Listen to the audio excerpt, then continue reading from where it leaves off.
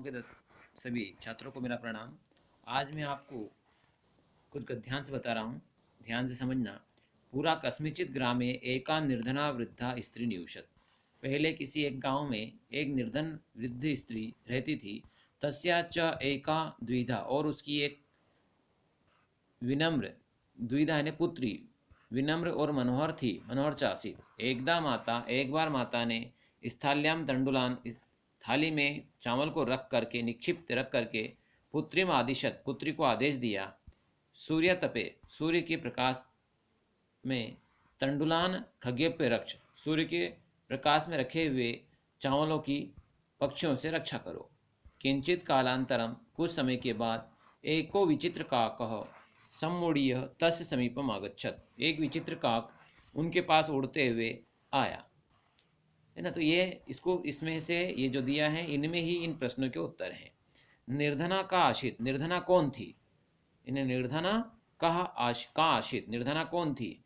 निर्धना वृद्धा स्त्री आशित, वृद्धा स्त्री क्या होगा? निर्धना वृद्धा स्त्री, वृद्धा स्त्री, ये का की जगह आपको लिखना है, ठीक है। फिर निर्धना कुत्र नियुषत, निर्धना कहाँ रहती थी? तो कस्मिचित ग्रामे, किसी एक गांव में। निर्धना कस्मिचित ग्रामे नियुषत, कस्मिचित सिर्फ आपको लिखना है कस्मिचित ग्रामे, बस, बाकी नियुषत इसमें लिखा है। दुहिता कीदृश आसीत, दुहिता कैसी थी? दुहिता विनम्रा मनोहरा च आसीत, यहाँ पे लिखा है दुहिता विनम्रा मनोहरा च आसीत, है ना। दुहिता विनम्रा मनोहरा च आसीत। फिर माता का आदिशत, माता ने किसे आदेश दिया था? है ना। माता का आदिशत, माता ने किसे आदेश दिया था? तो का काम की जगह आपको लिखना है पुत्रिम। क्या लिखना है? ये यहाँ पुत्रिम लिखा हुआ है, पुत्रिम। अगला है क समूढ़ तस्य समीपम अगच्छत, कौन उड़ता हुआ उसके पास आया? तो कह की जगह आपको लिखना है काकः, विचित्र काकः, काकः विचित्र काकः, यहाँ पर आपको विचित्र काकः लिखना है। इस प्रकार से ये पैराग्राफ पूरा हो जाएगा। दूसरा पैराग्राफ है अस्ति हिमवान नाम सर्वे रत्नभूमि नगेन्द्र तस्य सानो उपरि विभति कंचनपुर नाम नगरम, उसके ऊपर कंचनपुर नाम का नगर है, यानी कोई हिमालय नाम का रत्न सर्वरत्न पर्वत है, उसके ऊपर, उसकी चोटी पर, सानो ने चोटी पर, कंचनपुर नाम का नगर है। तत्र जिमुत केतु, वहाँ पर जिमुत केतु इति श्रीमान विद्याधरपति वसति, जिमुत केतु नाम का कोई विद्याधरपति रहता है। तस्य गृहोद्याने, उसके घर के बगीचे में, कुल क्रमागत, कुल क्रम से, कल्पतरु स्थित, कल्पतरु स्थित है। स राजा जिमुत केतु तम कल्पतरु आराध्य, उस राजा ने उस कल्पतरु को, मतलब स राजा जिमुत केतु तम कल्पतरु आराध्य, वह राजा उस कल्पतरु का पूजन करने वाला, आराध्य करता है। तत्प्रसादात, उसके प्रसाद से, बोधिस्तत्व संभवम, बुद्धि से संभव, जिमुत वाहन नाम पुत्र प्राप्त, जिमुत वाहन नाम का पुत्र प्राप्त किया। स जिमुत वाहन महान दानवीर, वह जिमुत वाहन बहुत बड़ा दानवीर, सर्वभूतानुकंपी, और सभी पर अनुकंपा करने वाला हुआ, अभवत ने हुआ। सानो ऊपरी क अस्ति, यानी चोटी के ऊपर क्या है? कह, तो कंचनपुर नाम नगरम, कह की जगह आपको लिखना है कंचनपुर नाम नगरम अस्ति। कह नाम सर्वरत्न भूमि नगेंद्र, यानी कौन सा नाम का पर्वत जो सर्वरत्न भूमि से मतलब पर्वतों का राजा है? तो हिमवान, क्या आएगा? हिमवान, हिमवान नाम सर्वरत्न भूमि नगेंद्र, नगेंद्र, नगेंद्र ने पर्वतों का राजा। क श्रीमान विद्याधरपति वस्ती स्म, कौन श्रीमान विद्याधर पति के नाम से रहता था? तो कौन कौन रहता था? तो विद्याधर पति के नाम से कौन रहता था? जिमुत केतु, क्या आएगा? जिमुत केतु, कह की जगह आपको लिखना है जिमुत केतु श्रीमान विद्याधर पति वस्ती स्म। फिर तस्य ग्रह उद्याने कुल क्रमागत, तस्य यहाँ पे नीचे लिखना है तस्य ग्रह उद्याने, तस्य ग्रह उद्याने कुल क्रमागत का स्थित, उसके घर उद्यान में कौन कुल के क्रम से कौन स्थित है? कब कौन स्थित हैं? तो कह की जगह आपको लिखना है कल्प वृक्षम, क्या लिखना है? कह की जगह आपको क्या लिखना है? कल्प वृक्षम, है ना। इन्हें है ना, जैसे यहाँ देखते हैं हम, नगेंद्र ऊपरी कंचनपुर नागरम, फिर विद्याधरपति वस्ती, तस्य ग्रह कुल क्रमागत कल्पतरु, तो कल्पतरु क की जगह आपको लिखना है ये कल्पतरु स्थित है, ठीक है। इसी प्रकार ये यहाँ से दो प्रश्न इसी प्रकार ये दो यहाँ पर समाप्त होते हैं। अगला मैं स्पेन कर रहा हूँ, आपको बता रहा हूँ। अगला जो प्रश्न है, कह जिमुतवाहन नाम पुत्र प्राप्नोत, यानी कौन जिमुतवाहन नाम का पुत्र प्राप्त किया, किसने जिमुतवाहन नाम का, तो कह की जगह आपको लिखना है यानी किसने प्राप्त किया था जिमुतवाहन का, जिमुत केतु है ना, जिमुत केतु, जिमुतवाहन नाम, ये जिमुत केतु जो है लिखा है जिमुत केतु जिमुतवाहन नाम पुत्र प्राप्नोत। ठीक है। फिर अगला इसी के में है, भ्रांत कश्चन बाल पाठशाला गमन वेलायां क्रीडितुम अगच्छत, यानी भ्रांत यानी भयभीत ना, भयभीत बालक, कोई भयभीत बालक ना, भ्रांत मतलब भयभीत। ठीक है, भय बीतिया कश्चन बालक पाठशाला गमन वेलायां क्रीडितुम अगच्छत किंतु तेन सह केलभि कालं क्षेप्तुं तदा कोऽपि न वैशेषु उपलब्ध मानः, लेकिन उसके साथ कोई भी खेलने के लिए उपलब्ध नहीं हुआ।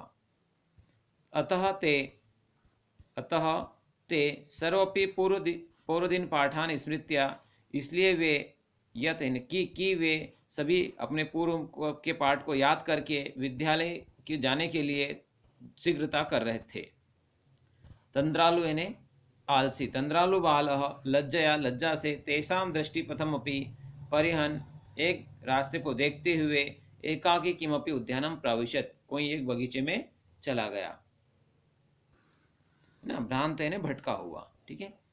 फिर क पाठशाला गमन वेलायाम क्रीडितुम अगच्छत, कौन पाठशाला जाने के समय में खेलने की इच्छा करता था, तो भ्रांत बालक, भ्रांत कश्चन, क्वेश्चन को लिखने की आवश्यकता नहीं है, भ्रांत बालः, भ्रांत बालः यहाँ लिख देंगे। फिर क्रीडितुम अश्मिन पदे क प्रत्ययस्ति, क्रीडितुम में कौन सा प्रत्यय है, तो तुमुन प्रत्यय है।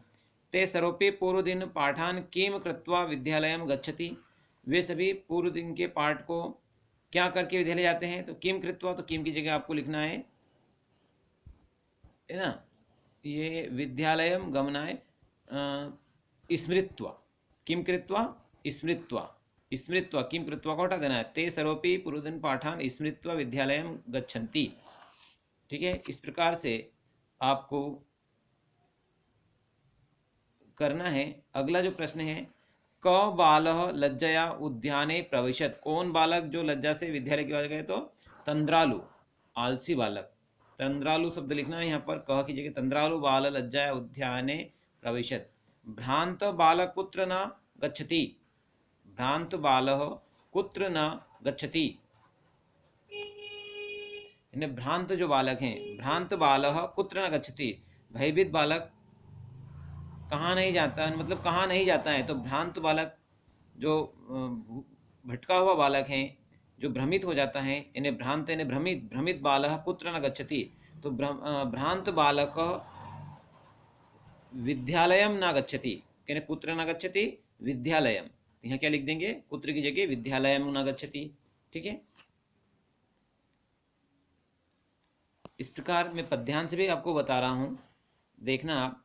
प्रिय वाक्य प्रदानेन सर्वतुष्यन्ति सिंतवः, तस्माद तदेव वक्तव्यम वचने का दरिद्रता, इसने कि प्रिय वाक्य बोलने से सभी जंतु संतुष्ट हो जाते हैं, इसलिए हमेशा हमें प्रिय वाक्य बोलना चाहिए, उसमें कंजूसी नहीं करना चाहिए। उसमें फिर क्या कंजूसी, वाक्य कीदृश भवितव्यम, वाक्य कैसे होना चाहिए, तो वाक्य कीदृश ने प्रिय वाक्य, वाक्य प्रिय, प्रिय वाक्य है ना, प्रिय वाक्य प्रिय भवितव्यम, प्रिय वाक्य प्रदानेन के तश्यन्ति, तो के की जगह आपको लिखना है जंतवः, जंतवः दृश्यन्ति। सदा किम वक्तव्यम, सदा प्रिय वाक्यम वक्तव्यम। कस्मे न दरिद्रता, प्रिय वाक्ये न दरिद्रता। जंतवः इत्यस्मिन् पदे क वचनम, जंतवः इत्यस्मिन् पदे बहुवचनम। फिर पिबन्ति नद्यः स्वयमेव नाभ्यः स्वयं न खादन्ति फलानि वृक्षा, नादन्ति सस्यं खलु वारिवः परोपकाराय सतां विभूतयः। क स्वयमेव जलम न पिबन्ति, तो नद्यः ना, क्या लिखेंगे, नद्यः। फिर के स्वयमेव फलानि न खादन्ति, तो वृक्षाः। के सस्यम न नादन्ति ना, के तो हम लिखेंगे यहाँ पर जो पानी बरसा रहा है, वारिवः, क्या लिखेंगे, वारिवः, है ना। फिर अगला है सताम विभूतय किमर्थम भवति, सज्जनों की विभूतियाँ किस लिए होती हैं? तो परोपकाराय, ना विभूतियाँ मतलब संपत्ति किस लिए होती है? तो सताम विभूतय परोपकाराय भवति, परोपकार के लिए होती हैं। परोपकाराय इत्यस्मिन् पदे क विभक्ति अस्ति, तो परोपकाराय में चतुर्थी विभक्ति है। ठीक है, इस प्रकार से आपको 2 पद्यांश और 2 गद्यांश समझा दिए हैं। आपको इनको याद करना है, ध्यान रखना है। जय हिंद, जय भारत।